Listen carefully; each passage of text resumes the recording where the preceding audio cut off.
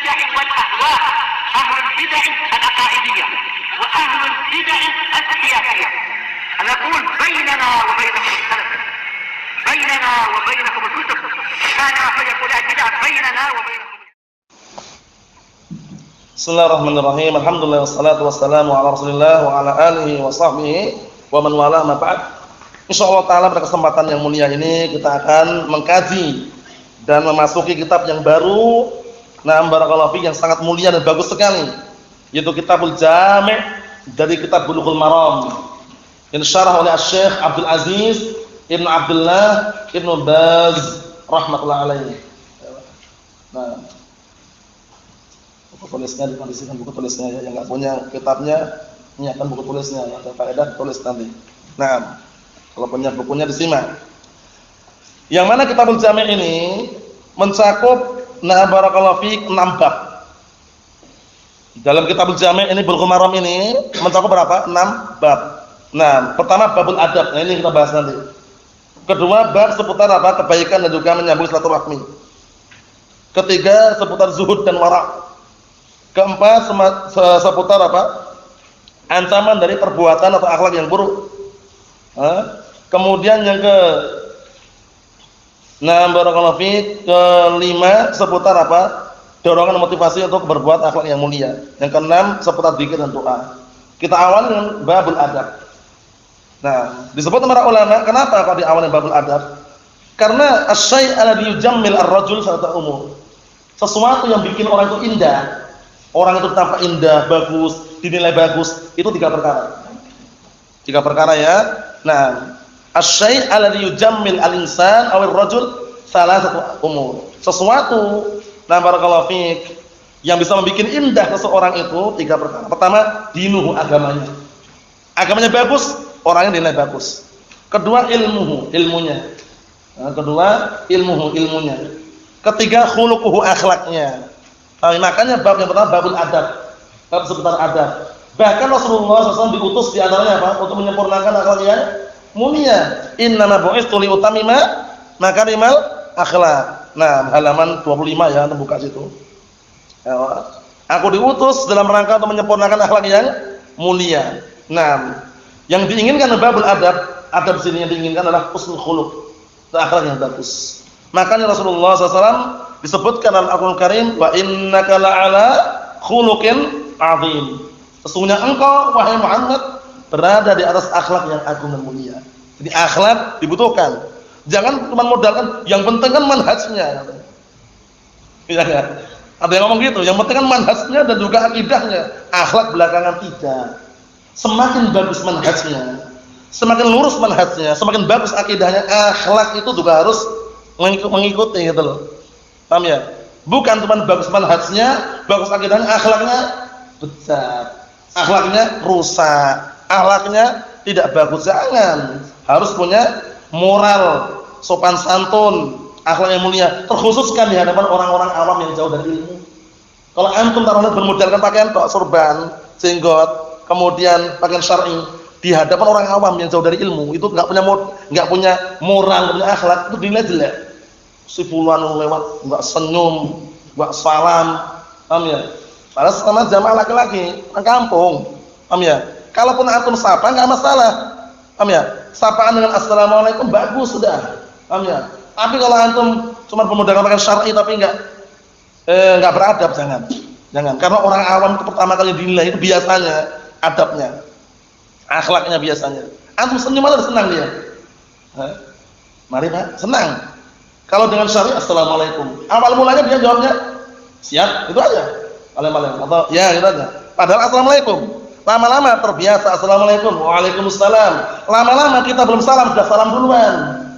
Terbukti ini, kalau enggak percaya buktikan. Dari kampung gitu. Antum belum salam pun mereka lihat kita, itu si fulan suka salam. Assalamualaikum, salam duluan. Masya Allah, itulah yang namanya pentingnya akhlak dan juga apa? Moral yang bagus.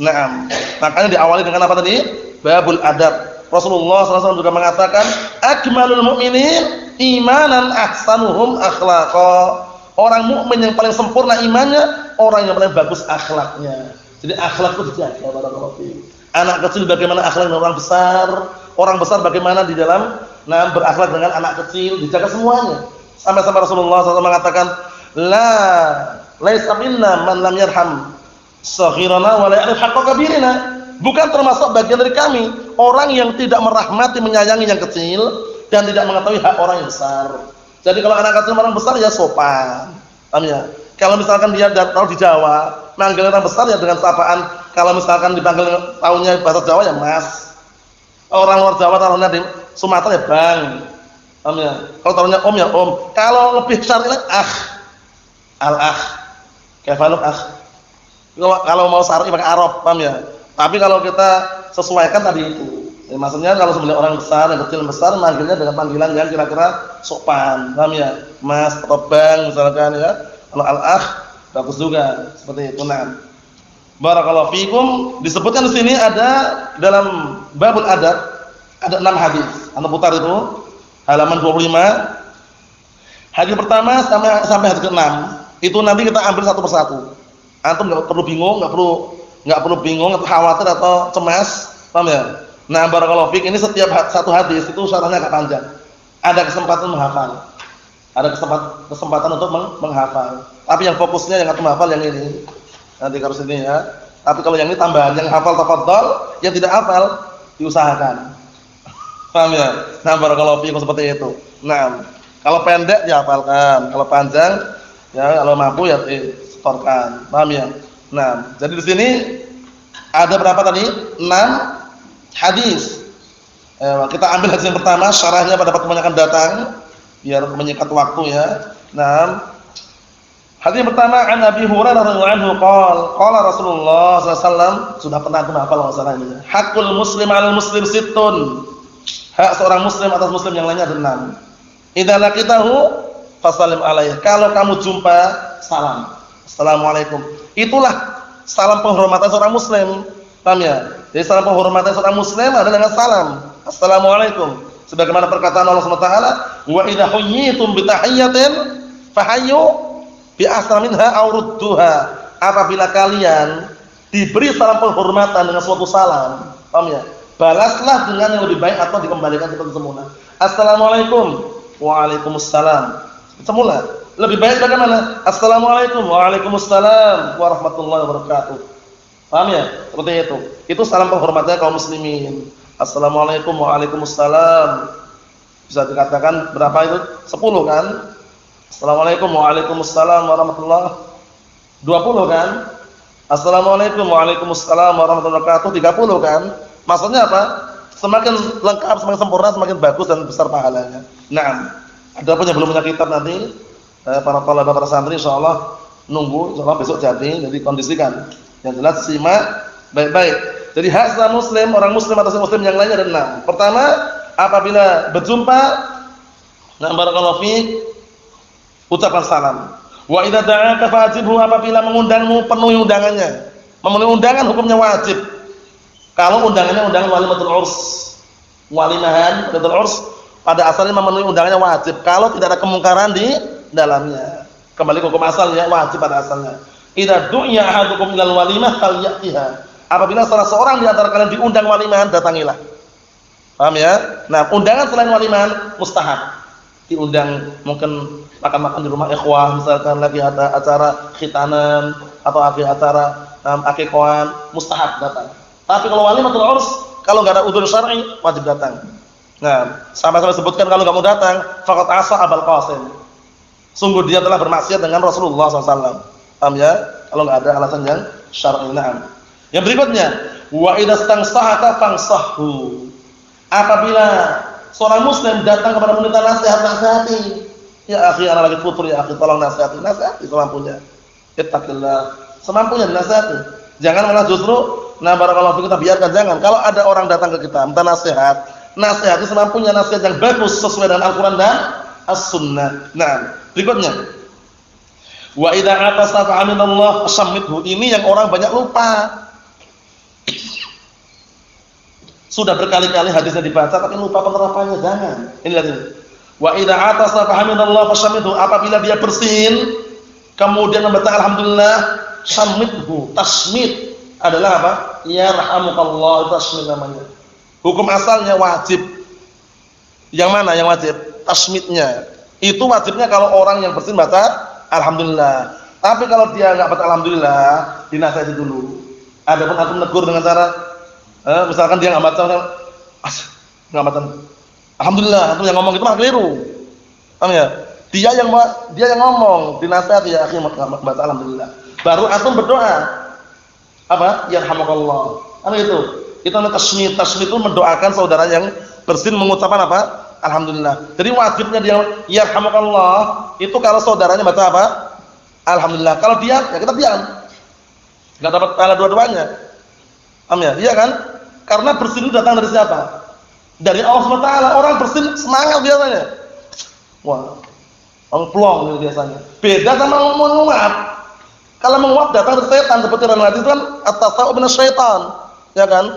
Nah, at-tasawuf itu datang dari setan. Makanya idza tasa'a ba'dukum falyaqdim mastata'. Kalau salah seorang di antara kalian menguap, tutuplah semampunya.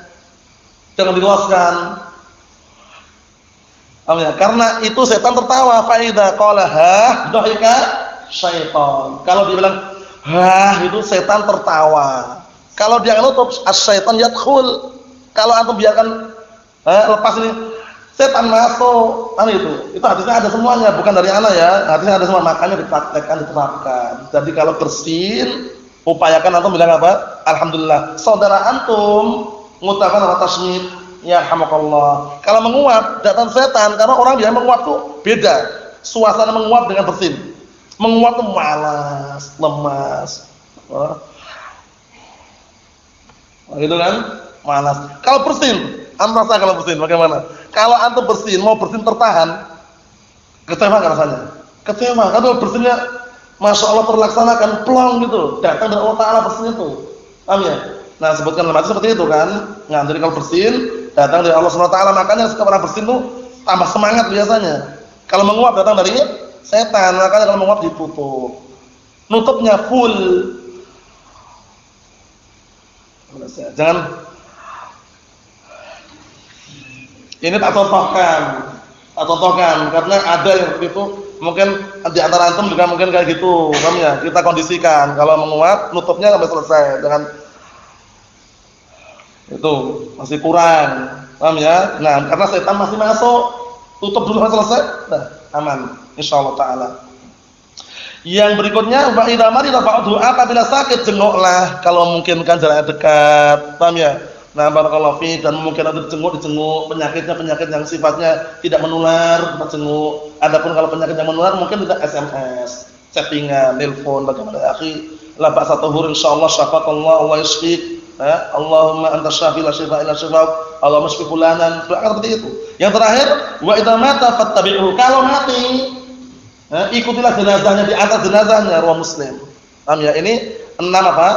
6 perkara yang dikatakan hak sesama muslim, ini dikondisikan hadisnya. Yang mampu menghafal dihafal, nanti yang tidak mampu diusahakan. Nah, wallahu a'lam bissawab. Wassallallahu alaihi wasallam. Alhamdulillahirabbil alamin.